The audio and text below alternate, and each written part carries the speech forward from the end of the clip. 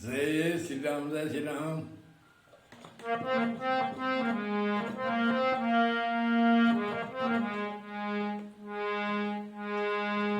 ज्ञान मूर्ति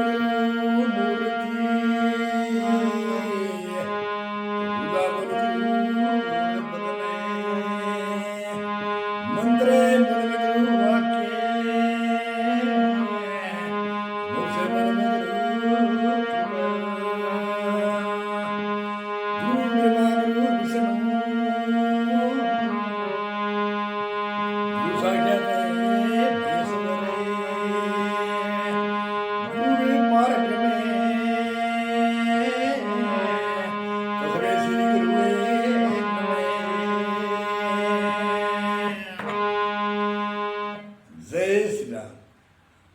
ध्यान मूलम गुरु मूर्ति।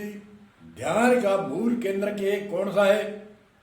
कोई ब्रह्मा का ध्यान करता है, कोई विष्णु के ध्यान करते हैं, कोई शिव के ध्यान करते हैं, कोई गणेश का ध्यान करते हैं, कई महामाया जननी का ध्यान करते हैं।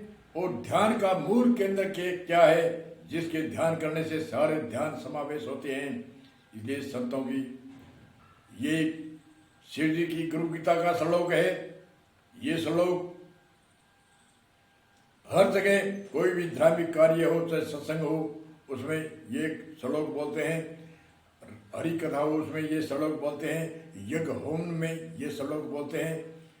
और शादी की पत्ती में भी ये श्लोक बोलते हैं। कोई भी जहाँ भी धार्मिक आयोजन होता है उनमें ये श्लोक बोलते हैं। ध्यान मूलम गुरु मूर्ति पूजा मूल गुरु पदम मंत्र मूलम गुरु वाक्य मोक्ष मूलम गुरु कृपा। ध्यान का मूल केंद्र के है। गुरु को ध्यान वो कर लिया, वो सारे ध्यानों का मूल है। सतगुरु सबका मूल है, जिन्हें निवाया सब निवे। डाल पात फल फूले देवादिक गुरु या सरे। सतगुरु सबका मूल है, जिन्हें निवाया सब निवे। सब गुरु को निवन कर लिया, नमस्कार कर लिया, ध्यान कर लिया, वह सर्व ध्यानों का मूल है। और जितने भी देवी शक्तियों के 33 देव या मुख्य जितने भी देव शक्तियाँ हैं उनका ध्यान समावेश हो जाता है एक गुरु के ध्यान करने में। ध्यान ब्रह्म गुरु मूर्ति पूजा। पूजा अनेक तरह से पूजा है। कोई 5 प्रकार से पूजा करता है, कोई 10 प्रकार की सामग्री से पूजा करता है। पूजा का मूल केंद्र के है, जो एक पूजा करने के बाद में सारी पूजा समावेश हो जाती है। चाहे 64 प्रकार की सारी भी पूजा समावेश होए, ऐसा क्या उपाय है? तो गुरु गीता में शिव जी, गुरु गीता में ये श्लोक शिव जी की गुरु गीता का श्लोक है। पूजा मूल गुरु पदम। गुरु के पद्मों की पूजा हो गई तो सारे 64 प्रकार की जितनी भी पूजा है बस सब इसमें समावेश हो गई। अब कई कहते हैं, अलग अलग तर्क करते हैं। पूजा मूल गुरु पदम, पदम मतलब पैर।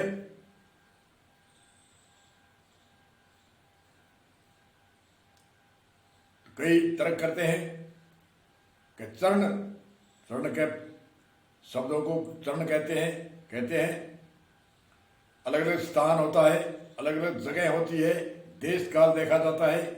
जैसे एक राजा संदव नाम नमक को भी कहते हैं, संदव नाम घोड़े को भी कहते हैं। एक जगह जो राजा भोजन करता है उस समय संदव की भाषा बोलता है तो लोग को क्या लेगा? नमक लेगा।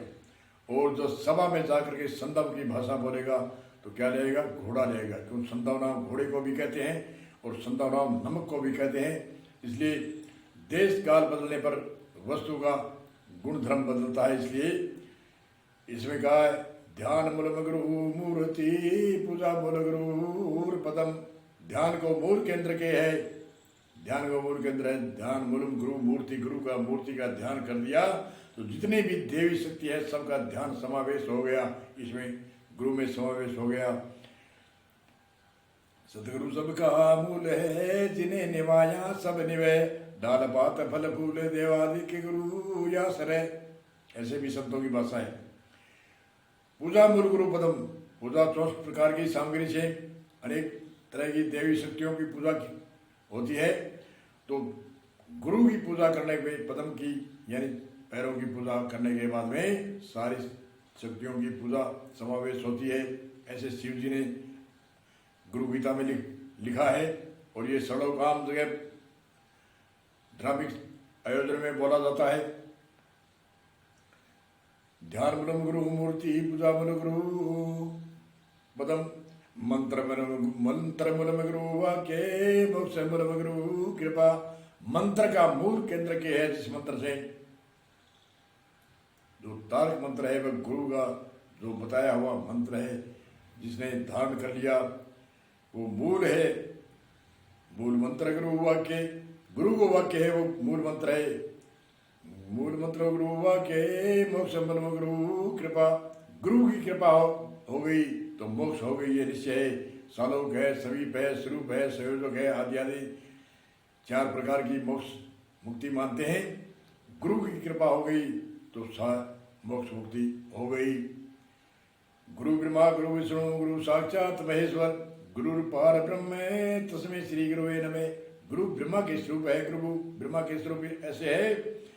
ब्रह्मा संसार की परमात्मा की शक्ति है, वो उत्पत्ति करने का नाम ब्रह्मा है। और हमारे गुरु जी हमारे ज्ञान की उत्पत्ति करते हैं, इसलिए हमारे गुरु जी गुरु है का ब्रह्मा के समान है। गुरु ब्रह्मा। गुरु विष्णु है, विष्णु परमात्मा की शक्ति है, पालन पोषण करती है शक्ति, उस शक्ति का नाम विष्णु है। और हमारे गुरु जी भी विष्णु है, मेरी ज्ञान की रक्षा की पालना करते हैं। गुरु ब्रह्मा गुरु विष्णु गुरु साक्षात है महेश्वर। गुरु साक्षात महेश्वर है। हमारे गुरु ही साक्षात महेश्वर। गुरु पार ब्रह्म तस्मै श्री गुरुवे नमः। गुरु पार ब्रह्म है, तस्मै श्री गुरुवे नमः। मैं पार ब्रह्म परमात्मा है, सब पार ब्रह्म की ही सत्ता है, इसलिए मैं पार ब्रह्म परमात्मा है। ब्रह्मा उनसे प्रकट हुए, ब्रह्मा शक्ति, विष्णु शक्ति और रुद्र शक्ति, तीनों शक्ति और चौथी गुरु मूर्ति की शक्ति, ये पार ब्रह्म परमात्मा से प्रकट होती है, इसलिए तस्मै श्री गुरुवे नमः। कई अलग अलग तरह करते हैं कि चरण गुरु चरण शब्दों को कहते हैं, और चरण कई जगह गुरु के चरणों को आदि आदि कहते हैं। तो वो पहले बताया था। देश काल समय देखा जाता है। संदव नमक को कहते हैं और संदव घोड़े को कहते हैं। जैसे राजा भोजन करेगा तो वो उस समय संदव नमक लेना होगा। अगर जैसे सभा में कचहरी में जा करके राजा भाषा बोलेगा संधव ले आओ, तो राजा को घोड़ा भी सजा कर ला कर देना होगा। इसलिए ऐसे देश काल समय देखा जाता है। कृष्ण जी भी ये बड़े संबोधन करते हैं अर्जुन को, हे अर्जुन तू तत्वदर्शी के पास में जा और अष्टांग दंडवत प्रणाम कर। अष्टांग मतलब 8 अंग सहित दंडवत, जैसे डंडा सीधा होता है ऐसे प्रणाम कर, और वो तेरे कल्याण की भाषा कहेंगे, तेरा उद्धार करेंगे, तेरा कल्याण करेंगे। ये संबोधन अर्जुन को करते हैं श्री कृष्ण जी। तो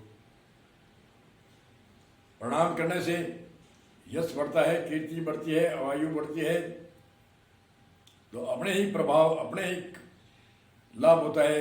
गुरु के क्या प्रभाव पड़ता है, अपने पैर है वैसे ही गुरु के पैर है, क्या फर्क पड़ता है। दंडवत करने से हमारे मन की जो अभिमान की जो मटकी है वो नीचे गिरती है, हमारा अभिमान निवृत्त होता है और हमारे मन की घसाई होती है। इसलिए हम बार बार दंडवत प्रणाम गुरु को करते हैं, इसलिए हमारा ही कल्याण होता है उससे। गुरु के उसके कोई प्रभाव नहीं पड़ता। हम देखते हैं भी कोई गुरु के उसमें कोई लाभ होगा, गुरु के लाभ नहीं, खुद अपने आप की लाभ होता है प्रणाम करने से। अपने जो अभिमान है, जो 8 प्रकार के अभिमान, 10 प्रकार के कुप्त के अभिमान, आदि आदि अभिमान गुरु के चरणों में रखते हैं। अब कुछ धोखो ना है कारज मेरो सभी शरीर धन से शीश उतार गुरु के चरण धरे हो। अब कुछ धोखो ना है कारज मेरो सभी शरीर। अनेक संतों की ऐसी भाषा है, इसलिए हम यही सूत्र को विराम देते हैं। ध्यान बलम गुरु मूर्ति पूजा बल गुरु पदम मंत्र बलम गुरु वाक्य मोक्ष बल गुरु कृपा। गुरु ब्रह्मा गुरु विष्णु गुरु साक्षात महेश्वर तस्मै श्री गुरुवे नमः। बोलो नए जय श्री राम, जय श्री राम।